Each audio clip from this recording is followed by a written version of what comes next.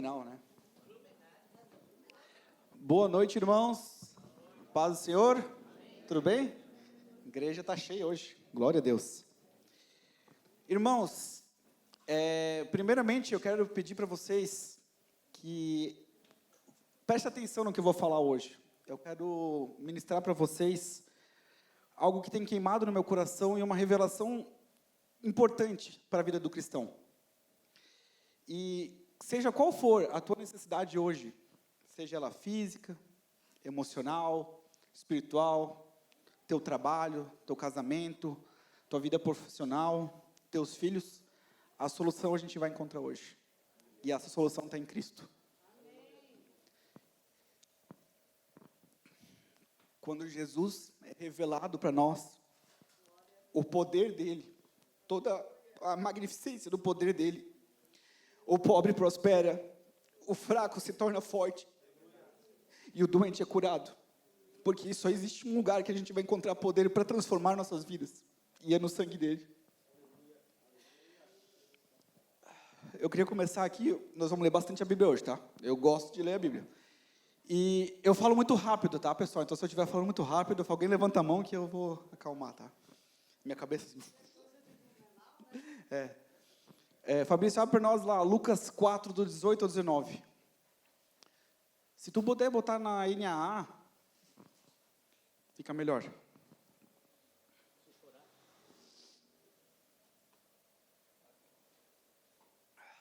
A nova Almeida atualizada ali.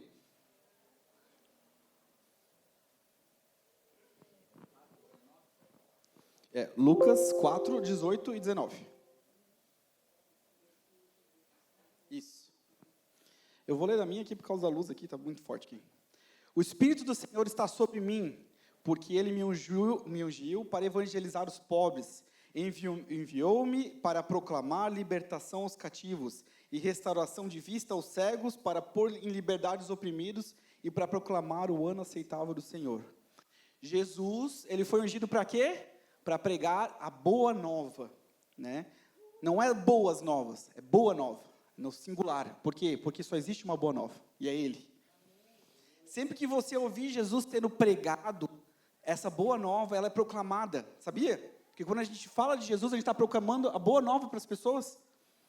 Finanças, casamento, e tudo na nossa casa é abençoado através da pregação de Jesus. Não é a pregação de nada, é Jesus, é simplesmente, especificamente de Jesus, porque Ele transforma. E seja qual for a sua necessidade hoje, Jesus tem a cura. Jesus tem a libertação, Jesus tem o poder para transformar a tua vida. Tá? Eu fiz uma breve abertura para vocês entenderem quão importante é Jesus. Mas agora a gente vai para o nosso texto. Tá? Lucas 24, versículo 13. Daí tu vai acompanhando comigo, tá? Há um tempo atrás, bastante tempo atrás, a gente estava lá na casa e eu preguei sobre como Cristo passou os últimos dias depois de ressuscitado, né? E Jesus tem pouco texto que fala a respeito dos dias pós-ressurreição. Geralmente é 1 ou 2 capítulos em cada um dos evangelhos e no primeiro capítulo de Atos. Mas em Lucas a gente pode ver uma coisa muito legal que Jesus fez, tá? Então vamos ler comigo aqui? Naquele mesmo dia, 2 discípulos estavam indo de uma aldeia chamada Emaús, que ficava a uns 10 quilômetros de Jerusalém. Iam conversando a respeito de tudo o que tinha acontecido. Enquanto conversavam e discutiam, o próprio Jesus se aproximou e ia com eles. Porém, os olhos deles estavam como impedidos de o reconhecer. Então, ele lhes perguntou: o que é que vocês estão discutindo pelo caminho? E eles pararam, entristecidos. Um, porém, chamado Cleopas, respondeu: será que você é o único que esteve em Jerusalém e não sabe o que está acontecendo nesses últimos dias? E ele lhes perguntou: do que se trata? E eles explicaram: aquilo que aconteceu com Jesus, o Nazareno, que era profeta, poderoso em obras e palavra, diante de Deus e de todo o povo, e como os principais sacerdotes e nossas autoridades o entregaram para ser condenado à morte, e o crucificaram. Nós esperávamos que fosse ele quem havia de redimir Israel. Mas depois de tudo isso, já estamos no 3º dia desde que essas coisas aconteceram. é verdade que também algumas mulheres do nosso grupo nos surpreenderam, indo de madrugada ao túmulo e não achando o corpo de Jesus. Voltaram dizendo que tinham tido uma visão de anjos, os quais afirmavam que ele vive. De fato, alguns dos nossos foram ao túmulo e verificaram a exatidão do que as mulheres disseram, mas não ouviram. Então ele disse: como vocês são insensatos e demoram para crer em tudo que os profetas disseram? Não é verdade que Cristo tinha de sofrer e entrar na sua glória? E começando por Moisés e todos os profetas, explicou-lhe o que constava a respeito dele em todas as Escrituras. Quando se aproximavam da aldeia para onde iam, ele fez menção de passar adiante. Mas eles o convenceram a ficar, dizendo: fica conosco, porque é tarde e o dia já tem chegado ao fim.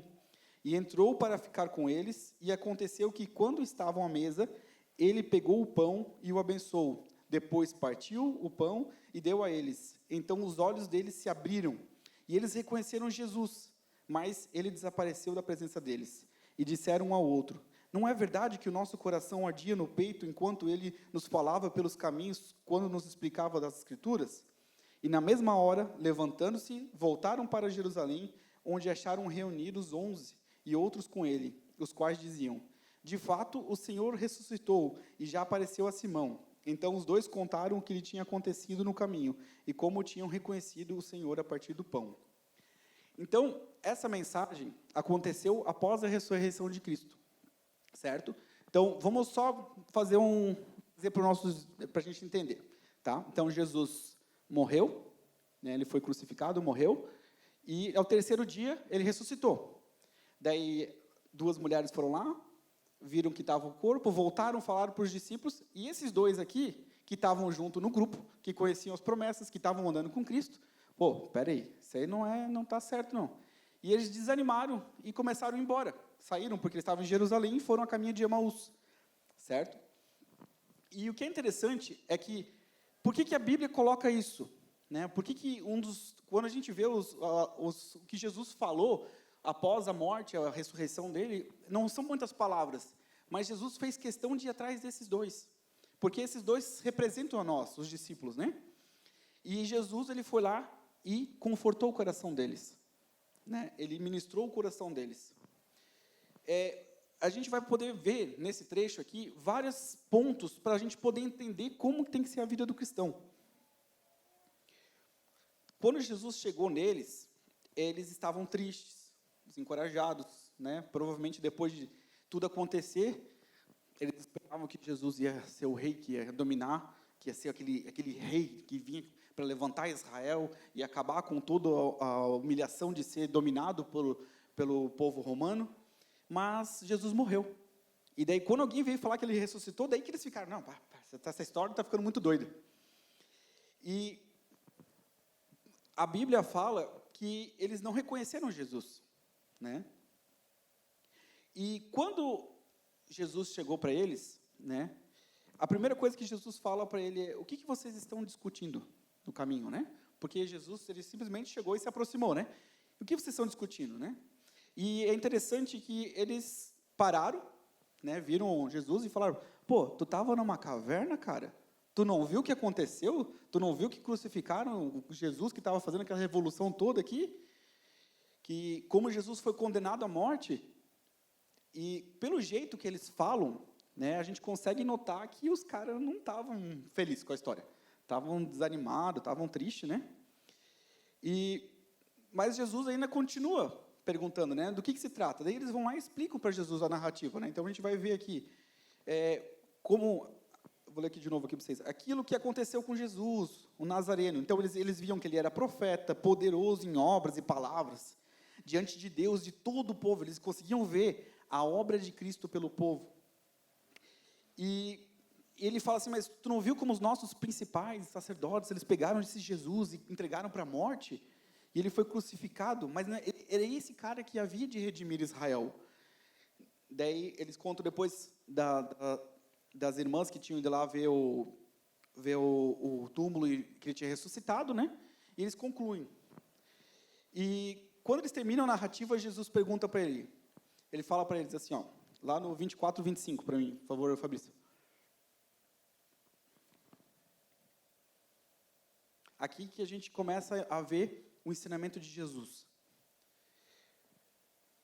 O 24 e 25, o próximo. Então, Jesus, né? Então ele lhe disse: como vocês são insensatos e demoram para crer em tudo que os profetas disseram. E aqui a gente consegue ver duas acusações que Jesus traz para o corpo de Cristo.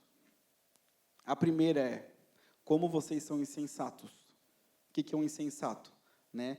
Uma pessoa que sofre por ignorância, que não presta atenção, não está entendendo. Acorda. E a segunda é: como a gente é lento de coração para entender a palavra de Deus. Só que o que é mais legal de tudo é que Jesus, ele é um cara de amor. Jesus é muito amável. Jesus é o melhor de todos, né, cara? E ele viu os discípulos ali e ele simplesmente não saiu: vocês são insensato, burro, e vira as costas e vai embora. Não, Jesus para e Jesus é amável, né? E ele vai lá e explica para os discípulos. Só que o que é mais importante é ver agora como que Jesus explicou para os discípulos. Lá no 27, vamos lá. Aqui que está a grande revelação. E começando por Moisés e todos os profetas, explicou o que constava a respeito dele em toda a Escritura. Então, gente, aqui, quando ele fala Moisés, ele está fazendo a referência ao quê? Ao Pentateuco. Gênesis, Êxodo, Levítico, Números, Deuteronômio. E depois, em seguida, ele continua os profetas. Então, ele vai todo o Antigo Testamento. Jesus foi lá e explicou tintim por tintim para eles tudo o que falava e discernia a respeito de Cristo. E você sabia que a Bíblia inteira, ela só fala de Jesus? A Bíblia não fala sobre outra coisa. A Bíblia não conta uma história. A Bíblia fala de Jesus, sobre o plano de Jesus. E o que a gente pode entender, certo? Nós temos uma divisão, essa divisão é Cristo. O Antigo Testamento, nós vamos falar que é a sombra, e o Novo Testamento é a revelação. Então, Jesus no Antigo Testamento ele era uma sombra. É como a luz batendo aqui, eu boto a minha mão, a gente consegue mais ou menos ver uma mão ali. Mas às vezes não dá, às vezes é meio ruim se eu fechar a mão, que não dá para ver muito bem. Mas no Novo Testamento a gente já vê com a luz claramente, porque a sombra já foi revelada. E ali a gente começa a entender como Jesus trabalhou. Vamos dar um exemplo, o que Jesus falou? Será que o que Jesus revelou para eles? Jesus revelou que ele era a semente prometida lá no Jardim do Éden, que esmagaria a cabeça da serpente. Aquela semente que Deus fala para Eva: da tua semente vai vir um que vai esmagar a cabeça da serpente, e esse era Jesus. E depois Jesus avançou um pouquinho mais, ele chegou no livro de Levíticos, e começou a explicar como que cada uma daquelas ofertas, a oferta pelo pecado, a oferta pelo holocausto, a oferta pelos manjares, cada uma delas representava Cristo. Depois, como ele chegou no sumo sacerdote, e falou, até a roupa do sumo sacerdote representa Jesus, as pedras, os detalhes. Quando chegou no templo, no tabernáculo, e começou a falar do tabernáculo, de repente Deus fala lá, e bota um prego de bronze, e essa corda aqui vai vir aqui, isso representa tudo de Jesus. O bronze, Jesus sofrendo, ali o sofrimento de Cristo, que ele foi levantado. Então Jesus foi em cada um dos aspectos, e ele continuou mais. Ele continuou nas simbologias, nas histórias do Antigo Testamento. E a gente pode ver, por exemplo, Jesus falando da revelação dele em Isaac. Isaac ia subir na montanha com a madeira do sacrifício nas costas. A gente pode ver isso, como Jesus subir na montanha com a cruz nas costas. E depois a gente chega lá em Gênesis 23, onde Deus, que é representado por Abraão, o pai, ele manda o servo amado. Quem que é o servo amado? O Espírito Santo, para ir buscar quem? Uma noiva para Isaac. E ele traz essa noiva, e ele vai lá, escolhe e apresenta, igual o Espírito Santo faz com nós. Ele veio amando do Pai, para quê? Para prepararmos nós, a noiva de Cristo, para Jesus. Ele deve ter contado como o caráter de José tipificava Jesus. Jesus era como José, que veio entre os irmãos, foi vendido pelos irmãos, foi rejeitado pelos 10 irmãos, foi levado lá para o Egito, sofreu, e a partir dali do Egito, ele se tornou o pão da vida, ele transformou, deu um pão para todos os gentios do mundo. E aí a gente consegue ver Jesus. Jesus veio para cá, foi rejeitado pelos judeus, e se transformou o pão da vida para os gentios. E depois José ainda vai lá e casa com uma mulher gentia, com uma egípcia, e é igual nós, somos nós, os gentios, a noiva que o Espírito Santo está preparando para Jesus. Jesus, ele mostrou para a gente como que a gente tem que estudar a Bíblia. A Bíblia, ela não é um livro chato, meu Deus do céu, que coisa ruim de ler essa Bíblia. A Bíblia é viva. E quando você tem a presença de Jesus, o Espírito Santo te revelando, a Bíblia, ela salta para fora e você olha, mas é só isso, é só essas páginas, são só esses capítulos aqui, tão pouco.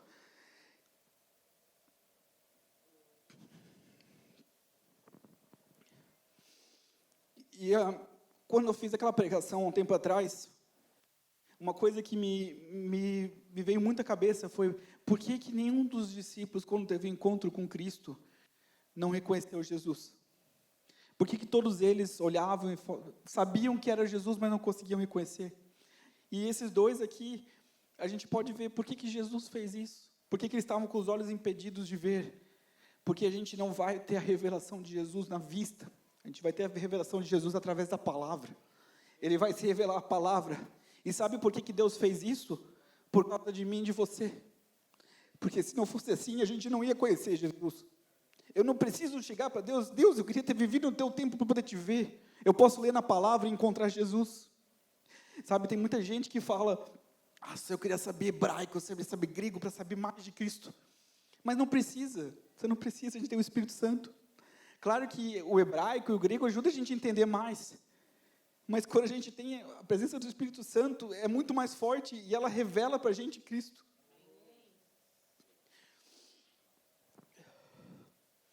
E eu acredito que quando Jesus expôs isso para eles, Deus estava mostrando para nós, cristãos de hoje, como que a gente deve estudar a palavra. Eu sempre falo para o pai, como é que Paulo pregava? Ele não tinha o Novo Testamento, ele não tinha o que falar. De onde que ele tirava aquelas palavras? Do ensinamento disso aqui, de ler Jesus, encontrar Jesus na antiga lei, nas alianças, em Davi, nos reis, nos profetas. Em tudo isso a gente consegue encontrar. E onde quer que a gente leia a Bíblia, a gente vai descobrir Cristo. A gente não vai descobrir o que eu tenho que fazer e o que eu não tenho que fazer. A Bíblia não serve para isso. A Bíblia não é um livro de não faça, faça, não faça, faça. A Bíblia é um livro que fala de Jesus e da obra consumada dele na cruz por mim e por você. E essa obra é a obra que transforma a nossa vida. Quando você começa a enxergar Jesus em cada palavra da Bíblia, tudo ganha vida. E a gente tem que ir fundo, tem que procurar, tem que buscar. Porque existem joias. Quando eu era pequeno, eu sempre ouvia o meu pai e minha mãe falar sobre tal da palavra rema. Nunca sabia o que era isso, depois que eu fui estudar mais para frente. A rema é aquela palavra que traz vida. Aquela palavra que transforma com a gente. A solução, quando para o povo insensato e lento de coração, é estudar a Bíblia com o Espírito Santo. E o que é mais legal de tudo é que quando eles falam ali a respeito do ensinamento de Jesus, qual que é a revelação que a gente tem nos discípulos? O que eles sentiram quando Jesus falou com eles? O versículo 32 ali, Fabrício.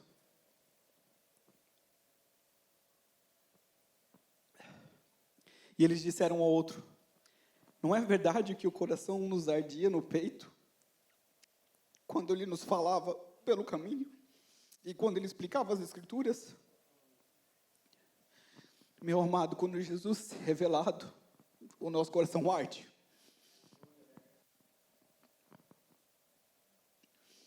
A palavra Emaús, ela significa banhos quentes, fontes quentes.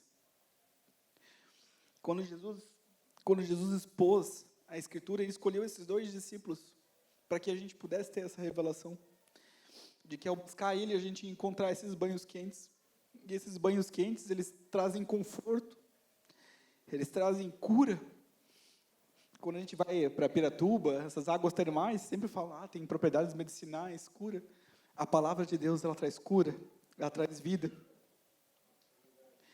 E, estranhamente, o coração dele estava aquecido, transformado. E é assim que a gente tem quando a gente experimenta a palavra de Deus, nosso coração arde, o meu coração arde demais. Você pode vir ouvir um monte de palavra motivacional, coach e tudo, mas quando você ouve Jesus, o teu coração arde, ele parece que ele quer pular para fora. Porque não é somente o nosso coração que é banhado com o amor de Deus, é todo o nosso corpo físico. E ele traz restauração, ele traz mudança de vida. Conhecer Jesus, ele transforma a gente de dentro para fora. E é uma coisa que somente o Espírito Santo pode fazer. E assim, a Bíblia fala, ali no comecinho, que Emaús estava a 10 quilômetros. Uma caminhada de 10 quilômetros, conversando, 6, 7, 8 horas. E os caras chegaram 8 horas depois, ouvindo a palavra, e nenhum deles falou, nossa, estou cansado, meu Deus, quanta coisa chata. Eles estavam tão empolgados que eles pediram, fica, por favor, fala mais. Eu preciso mais, eu quero ouvir mais. Quando você está de acordo com o Deus verdadeiro, a gente quer mais fundo. E eles, quando chegaram nessa profundidade, eles reconheceram e falaram, esse é Jesus. Eles tiveram a verdadeira revelação, esse é Jesus. E essa palavra trouxe vida para eles. Você imagina, os caras caminharam 10 quilômetros, ouvindo a palavra de Deus. Chegaram lá, tiveram uma revelação de que era Jesus, e de repente Jesus sai do meio deles, ele some. E eles ficaram tão cheios de vida com aquelas palavras, que eles simplesmente, vamos voltar para Jerusalém, e voltaram 10 quilômetros de novo. Os caras fizeram 20 quilômetros de caminhada no dia, gente. 20 quilômetros.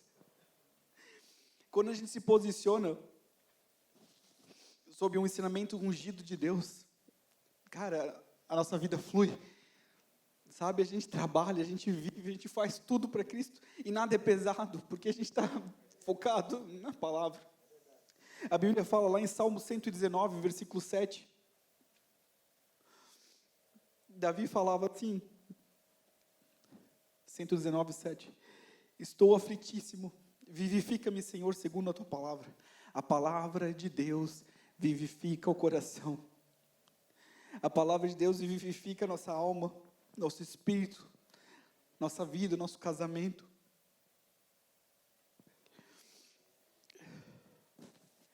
Não é de admirar que o corpo receba cura. Quando você está buscando a Cristo, você recebe cura no teu corpo. Por quê? Porque a palavra da vida veio. E sabe o que é interessante? Que quando você é exposto à palavra, você tem mudança de vida. Paulo, vamos ler aqui um texto aqui, uma historinha aqui. Atos 14, do 8 ao 10. Atos 14, 8. Paulo, ele foi lá para Listra. Tá? Paulo fez muitas viagens pelo mundo grego e ele pregava. Em Listra, que é uma cidade, tá? Costumava estar sentado certo homem aleijado. Cara, a Bíblia fala aleijado. Aleijado, antigamente, é alguém que não estava lá, não é só alguém na cadeira de roda, é alguém jogado no chão. Provavelmente não tinha uma perna, não sei, alguém que estava quebrado, que não tinha movimentação. Ele é uma pessoa que precisava de alguém para levar ela para o banheiro e fazer as coisas ali.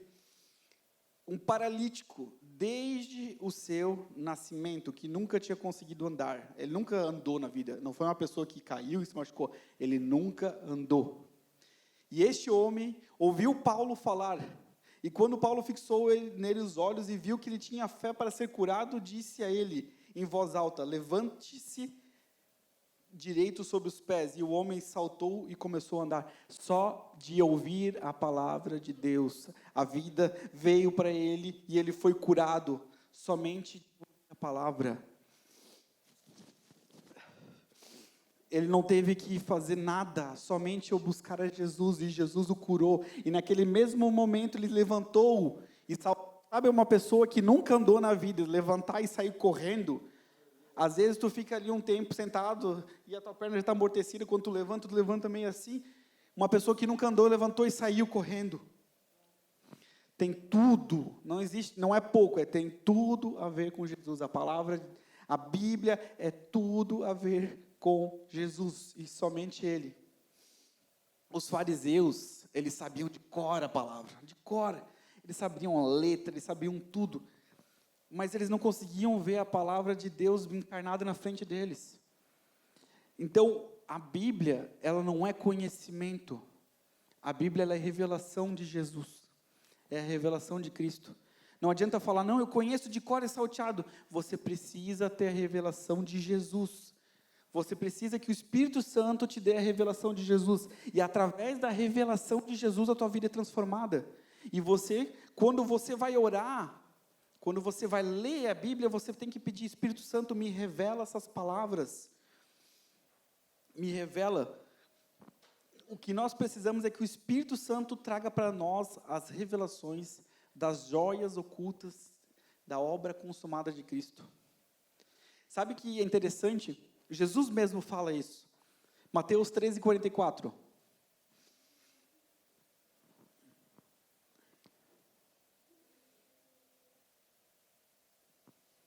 O reino dos céus é semelhante a um tesouro escondido no campo, que um homem achou e escondeu. Então, transbordante de alegria, ele vai e vende tudo que tem e compra aquele campo. Mateus 45 agora. E o reino dos céus é também semelhante a um homem que negocia e procura boas pérolas. E quando ele encontrou a pérola de grande valor, ele foi e vendeu tudo que tinha e comprou a pérola. O que está falando aqui, gente?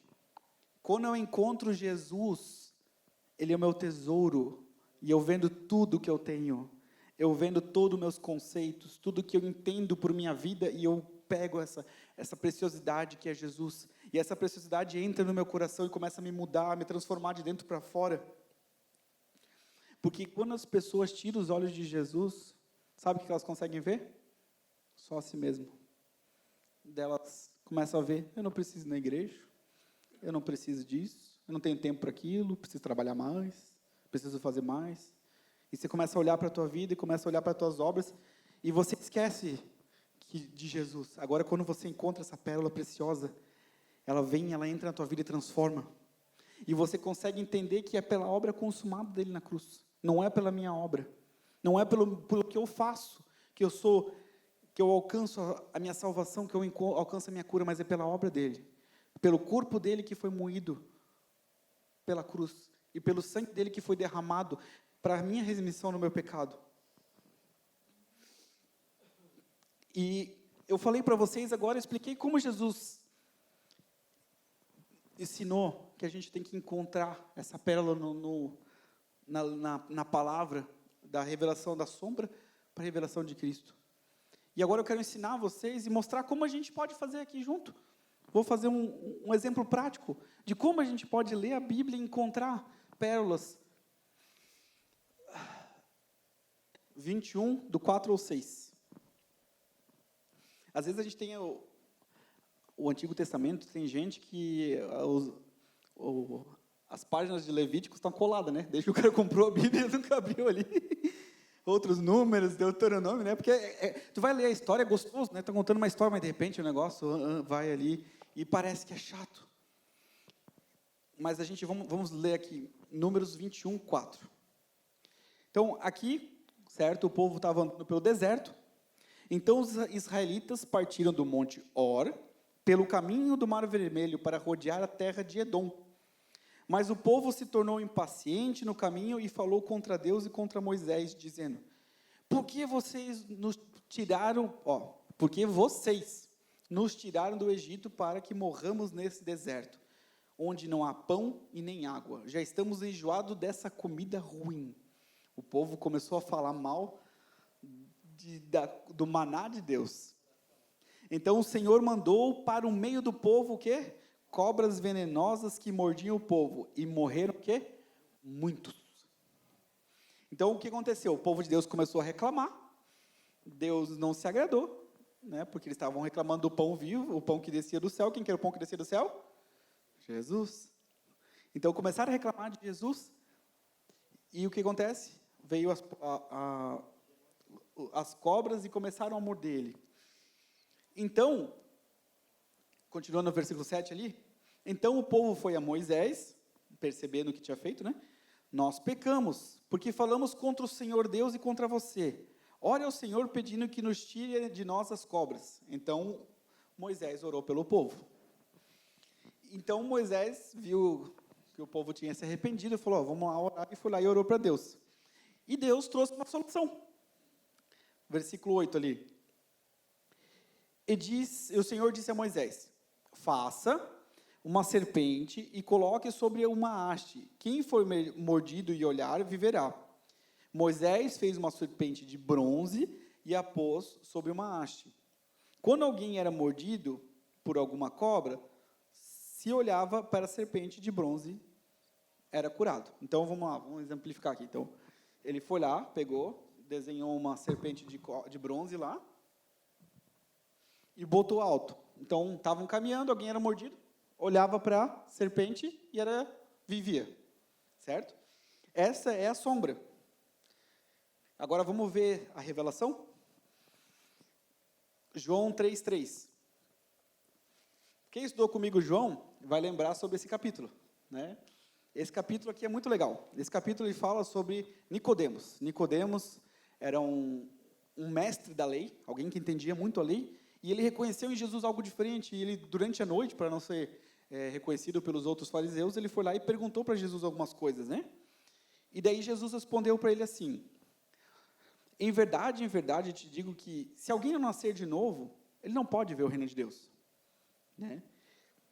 Ele continua, e Nicodemos perguntou, como pode um homem nascer velho? Será que pode voltar ao ventre materno e nascer uma segunda vez? Daí Jesus respondeu, na verdade, eu te digo, que quem não nascer da água e do Espírito não pode entrar no reino de Deus. O que é nascido da carne é carne, e o que é nascido do Espírito é Espírito. Não fique admirado de dizer, vocês precisam nascer de novo. Nicodemos não conseguiu compreender o que Jesus falava. Então ele foi lá e perguntou de novo. Então Nicodemos perguntou, como pode ser isso? E Jesus respondeu, você é mestre de Israel e não compreende essas coisas? Em verdade eu te digo, que nós falamos o que sabemos e damos testemunho do que vimos, mas vocês não aceitam o nosso testemunho. Se vocês não creem quando falo das coisas terrenas, como crerão se eu lhe falar sobre as celestiais? Ora, ninguém subiu do céu, senão aquele que desceu do céu, o Filho do Homem. Então, aqui Jesus estava nessa discussão com ele, e agora ele vem e ele revela essa palavra, essa sombra, né? E no versículo 14, e assim como Moisés levantou a serpente no deserto, assim também é necessário que o Filho do Homem seja levantado para que todo aquele que nele crê tenha a vida eterna. E daí a gente vai ver que essa história vai trazer o versículo que todo mundo conhece de cor. Porque Deus amou o mundo de tal maneira que deu seu Filho unigênito, para que todo aquele que nele crê não pereça, mas tenha vida eterna. Jesus era a representação dessa cobra. E o que é interessante é assim, ó, Deus não falou para Moisés, vai lá, mata uma dessas cobras e bota no poste. Não, Deus falou, faz uma cobra. Essa cobra era de bronze. Bronze significa sofrimento. Jesus, ele não é a maldição. Jesus não é a cobra. Jesus, ele se fez a cobra. Ele se tornou a maldição. E da mesma forma como só de olhar para essa cobra, as pessoas tinham vida, só de olhar para Jesus, que se tornou maldição para mim, eu tenho vida.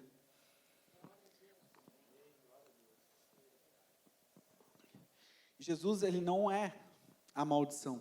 Ele se fez maldição por mim. Então, assim, dessa forma, a gente consegue ver e entender as coisas que Deus revela para nós através da palavra.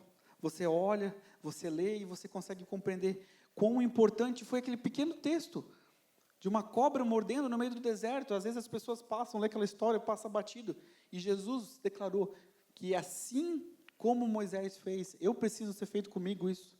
Para o quê? Que todo aquele que nele crê não pereça, mas tenha vida eterna. E ele falando por quê? Porque Deus amou o mundo. Entendeu? Eu vou ser levantado na cruz porque Deus amou o mundo de tal maneira. Eu falo essa palavra para vocês essa noite, para que isso traga vida no coração de vocês.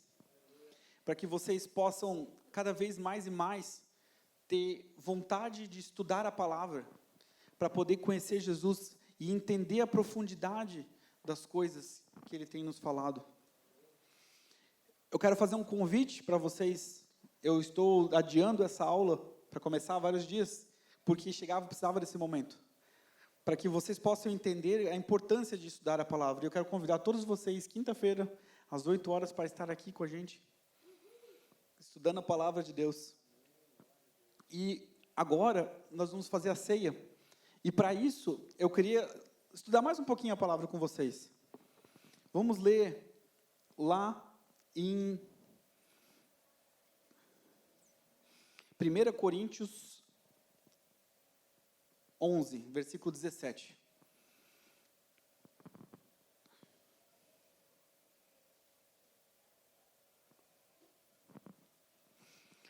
Nisto, só um pouquinho, deixa eu só botar na versão de vocês aqui também.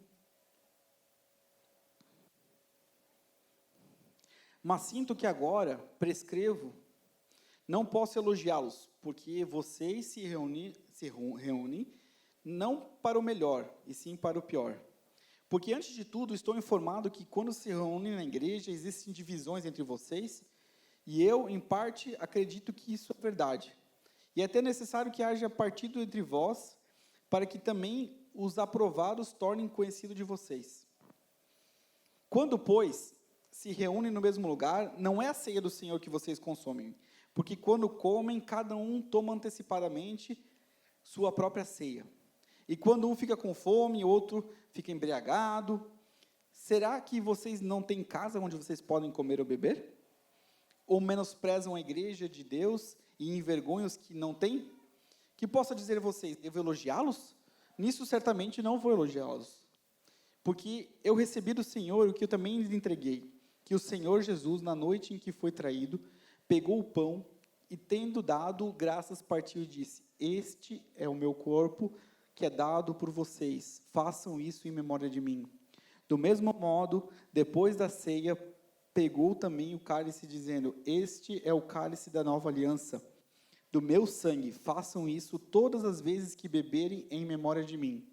Porque todas as vezes que comerem este pão e beberem este cálice, vocês anunciarão a morte do Senhor até que eu venha. Por isso, aquele que comer o pão e o cálice do Senhor indignamente será réu do corpo, do sangue do Senhor. Que cada um examine a si mesmo, assim como o pão e beba do cálice.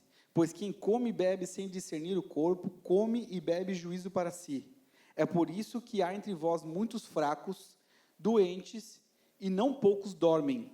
Porque se julgassem a nós mesmos, não seríamos julgados. Mas quando julgamos, somos disciplinados pelo Senhor, para não sermos condenados ao mundo. Assim, meus irmãos, quando vocês se reúnem para comer, esperem um pelos outros. Se alguém tem fome, que coma em casa, e fique, a fim de que vocês não se reúnam para juízo. Quanto às demais coisas, eu os ordenarei como for por aí. Então, irmãos, aqui no Coríntios 11, nós estamos falando da ceia, certo? E muita gente lê esse capítulo e fala, aquele que comer indignamente vai ser réu do corpo, né? O que é comer indignamente? É não discernir o corpo de Cristo, certo? Se você reconhece Jesus, morreu na cruz pelos teus pecados, e Ele é teu Salvador, você já entregou a tua vida para Ele, você está digno de tomar a ceia do Senhor. Agora, se você como cristão, que já fez tudo isso, não discerne o corpo de Cristo, daí sim você vai ser condenado, certo? Porque nós não fazemos a ceia por um ritual, não é um tomar de pão e um vinho, hoje representando pelo suco de uva, que nós fazemos todas as semanas. Não é isso que nós fazemos aqui. Nós fazemos isso para lembrar do sacrifício do Senhor. Vamos ler lá Isaías 52, versículo...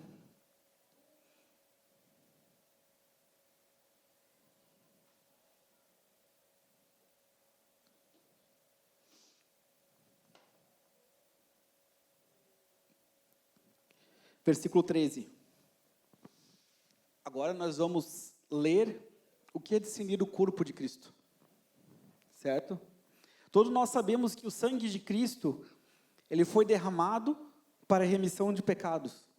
Esse é o discernimento do vinho, do cálice.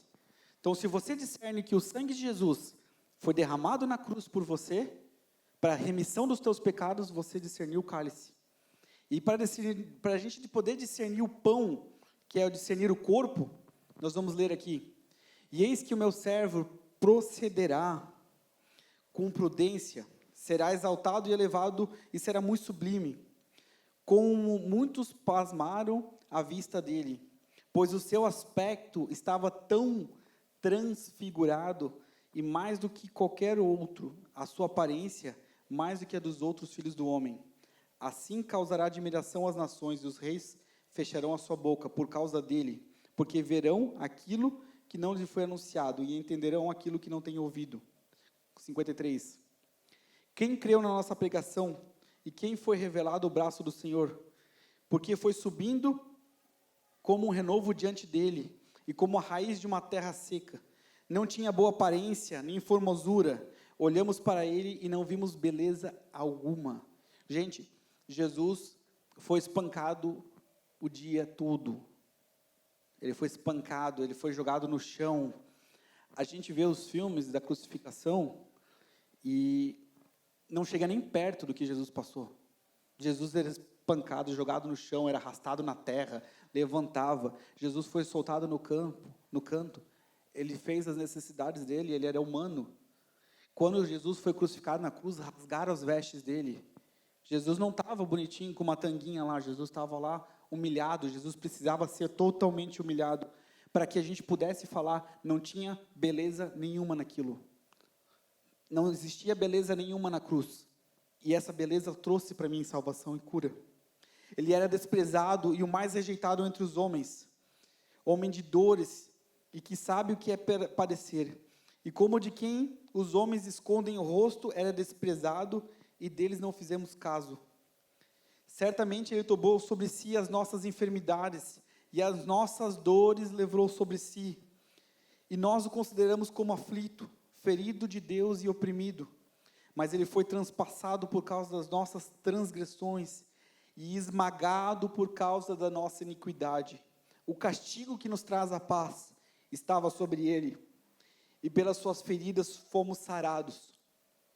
Paulo fala que muitos estão doentes e outros dormem. Quando ele fala dorme, significa que estão morrendo. Por quê? Porque estão comendo corpo, comendo pão, sem discernir que esse pão representa o sacrifício no corpo de Jesus, que as feridas nossas foram levadas sobre ele.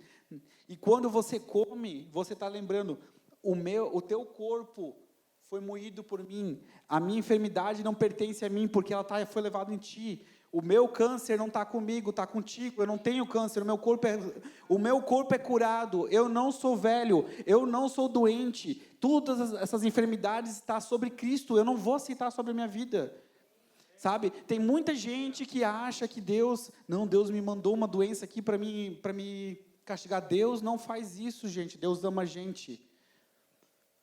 As doenças, as enfermidades, elas são consequências do pecado, não são consequências de Deus. E Deus, ele nos deu a fórmula para sermos curados, libertos, sarados.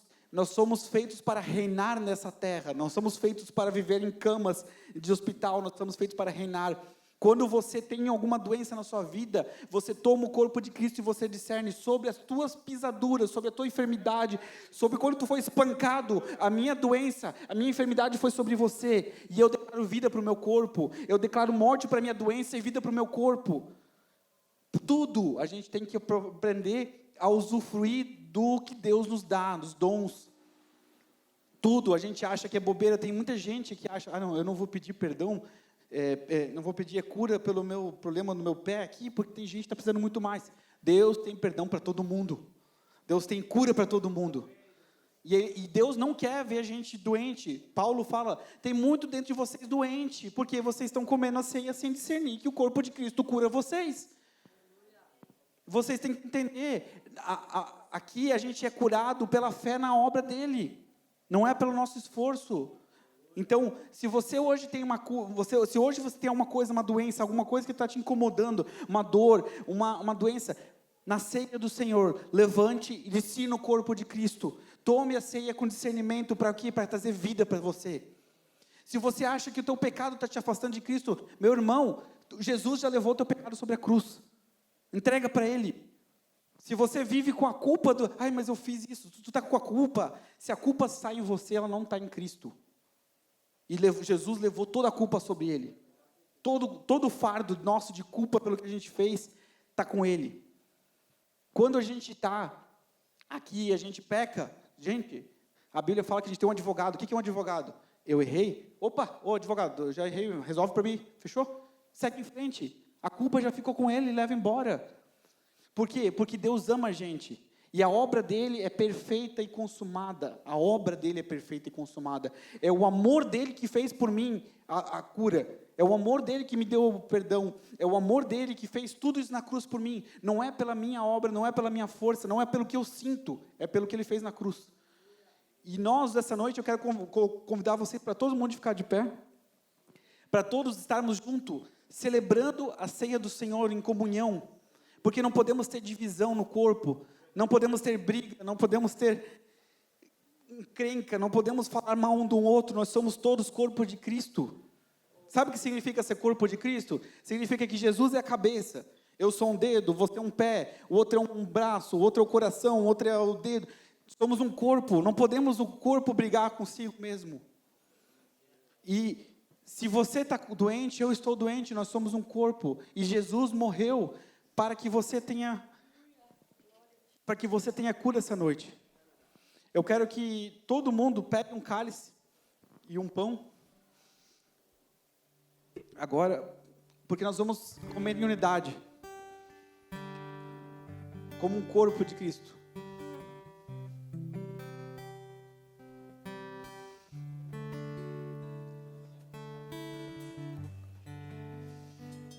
Nada te faz indigno de estar na presença de Deus mais. Se você crê que Ele morreu pelos seus pecados, todos os teus pecados estão perdoados. Não é alguns, é todos. Todos os pecados estão perdoados. Jesus te ama. E como Jesus te ama, Ele te ama demais. Ele se entregou por você, Ele te ama. Jesus não ama pouco, Jesus ama demais você. Demais. E o teu pecado não faz o amor dele diminuir por você. A Bíblia fala lá em Romanos 8, versículo 1, nenhuma condenação há para os que estão em Cristo Jesus. Se você quiser viver na condenação, é tua decisão. Jesus já te libertou. Tome posse. Não é pela tua obra, você não precisa fazer nada. Você só precisa crer que Ele morreu pelos teus pecados.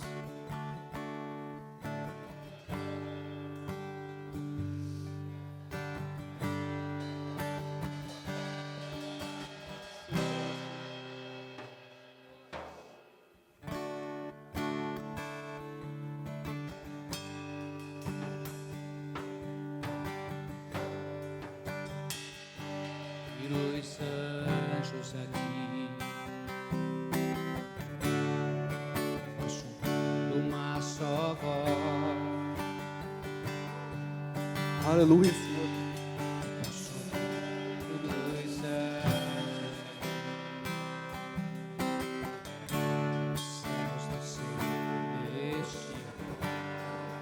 Amado, se você está essa noite com alguma enfermidade no seu corpo, você pega esse pão aqui agora. A Bíblia fala que este é o meu corpo que é dado por vós. Faço isso em memória de mim, para a cura da tua vida. Você não precisa mais viver com doença. Você não precisa disso. Creia em Jesus. A obra dele foi perfeita. Se você disser que a obra dele não é perfeita para te curar, você está dizendo que ele é mentiroso. Ele falou que sobre as pisaduras dele, Jesus não veio só para morrer na cruz, ele veio para ser espancado por você. Ele veio para morrer, para ser torturado. Quando a gente via no Antigo Testamento o sacrifício, a oferta pelo pecado, eles pegavam o cordeiro, botava o cordeiro, botava a mão sobre ele, e o pecado saía sobre o cordeiro, e ele pegava e passava a faca no pescoço do cordeiro, e o cordeiro era morto. Só que Jesus não veio somente para remir os nossos pecados, Jesus veio para trazer cura. Por isso que ele precisou ser espancado, ele precisou ser moído. Sabe o que é moído? Pegar moído, foi batido. Ele precisou sofrer, para que eu não precisasse sofrer hoje, para que eu pudesse reinar com ele aqui, para que eu pudesse sentar nas regiões celestiais com ele, e estar aqui reinando em terra com ele. Jesus não veio somente para te salvar, ele veio também para que tu tenha uma vida abundante, para que tu venha aqui na terra, que a tua família prospere, que teus filhos prosperem, que o teu trabalho prospere, que tudo na tua vida prospere. E o corpo dele foi moído. Vamos comer o pão, vamos entender o quanto importante foi o corpo dele em nossa vida, Senhor. Te adoro, te adoro, te adoro, Jesus, Jesus.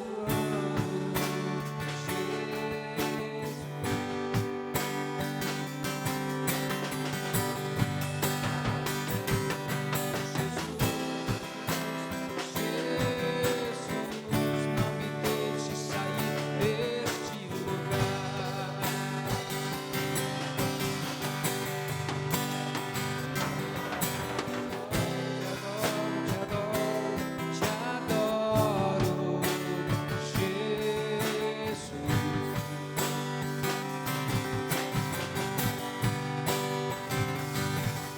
Jesus. Jesus, não me deixe sair deste lugar. Amados,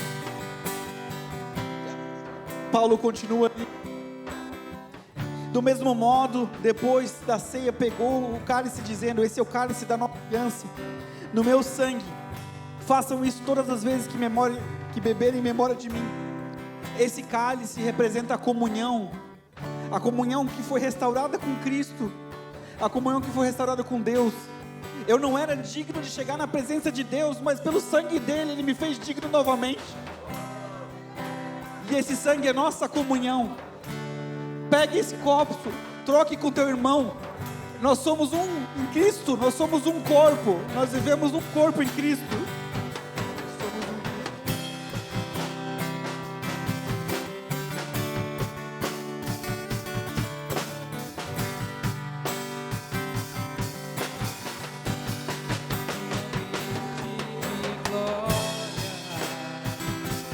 Eu vejo o cordeiro e o leão.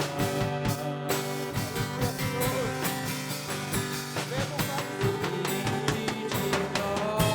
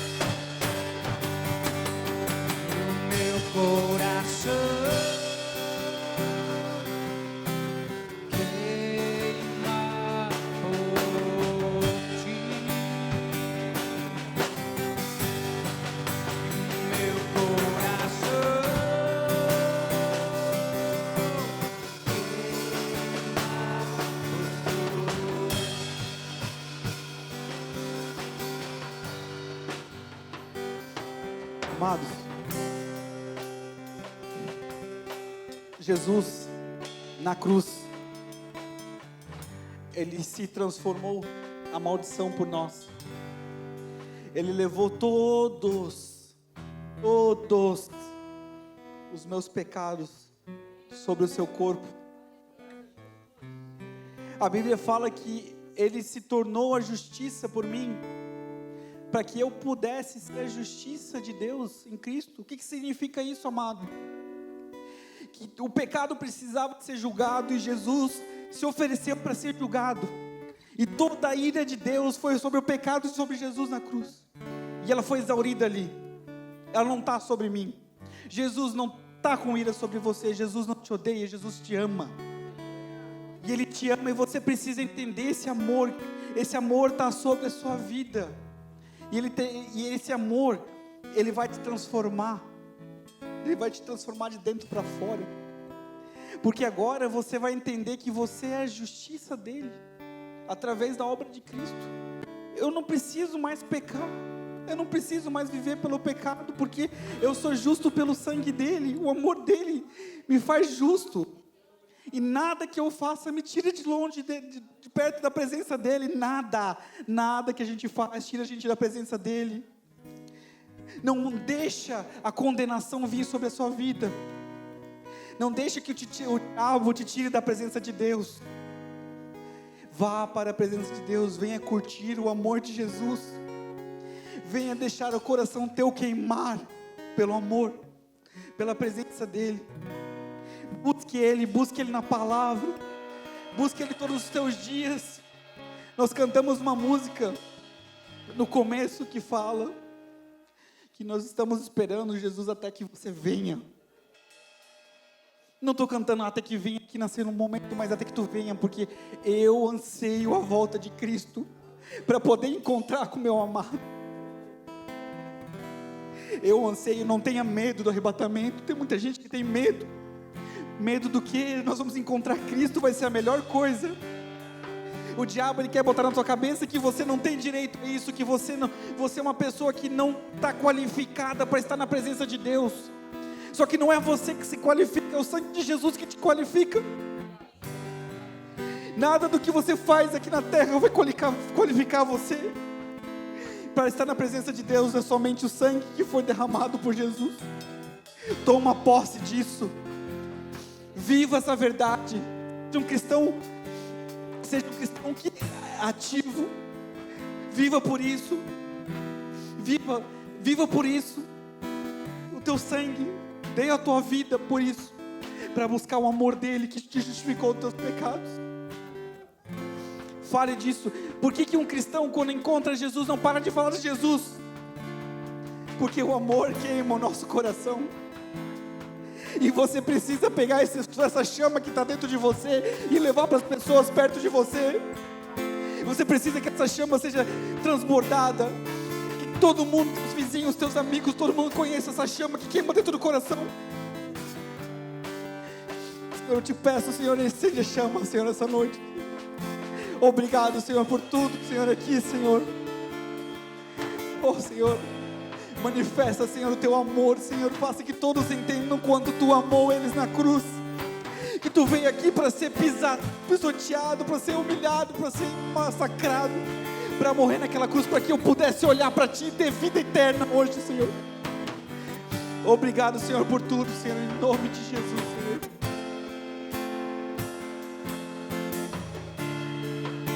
Amados, leia a palavra de Deus. Encontre Jesus na palavra de Deus.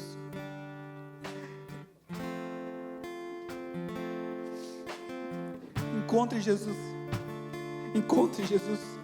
Procure por Jesus. Uma eternidade é pouco para conhecer Jesus. E o melhor de tudo é que a gente pode começar essa eternidade aqui, já hoje. Pode começar hoje, vivendo hoje, buscando hoje. O que está escrito no livro de Atos não foi para Atos, é para a gente também. O Espírito Santo é o mesmo hoje. É o mesmo que atuou ontem, que curou as pessoas, que transformou as vidas. Ele está aqui hoje, Ele cura você. Para de achar que está tudo no passado, está aqui, Jesus está presente. Ele quer mudar a tua vida hoje, Ele quer te curar hoje, Ele não quer te curar amanhã, Ele quer te curar hoje. Aproveite Jesus hoje. Aproveite teus dias aqui na terra. Viva para isso, busque isso. Que a tua vida vai ser a melhor de todas que tu... O mundo quer dizer que você perder a vida, mas a Bíblia fala que aquele que entregar a sua vida vai ganhar.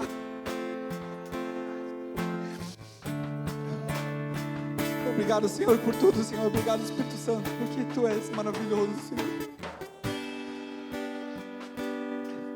Senhor, amados, semana que vem, o pastor Nilson de Curitiba vai estar aqui, trazendo uma palavra para nós. E que durante essa semana você possa pegar a sua Bíblia, orar ao Espírito Santo e pedir: Senhor, me revela você na palavra. E que você possa ter uma revelação pessoal sua. Que você possa ter esse encontro pessoal teu na palavra. Em nome de Jesus. Senhor, abençoa, Senhor, o teu povo, Senhor, para que possa entender, Senhor, o teu amor. Possa entender a tua obra perfeita, Senhor. Desde a primeira palavra, Senhor, quando tu disse que no princípio tu criaste os céus e a terra, Senhor, até o final, Senhor, onde tem um amém no Apocalipse, nós possamos encontrar Cristo em todas as palavras, Senhor. E nós possamos ter ainda a revelação através do Espírito Santo. Que nós possamos crescer, Senhor, como cristãos maduros, que entendem que a obra que Tu fizeste por nós na cruz, pelo que Tu fizeste sobre o Teu corpo, sobre o Teu sangue, Senhor. Abençoa, Senhor, nossos irmãos amados, Senhor, para que todos sejam firmes, Senhor, na Tua palavra, Senhor, em nome de Jesus. Amém.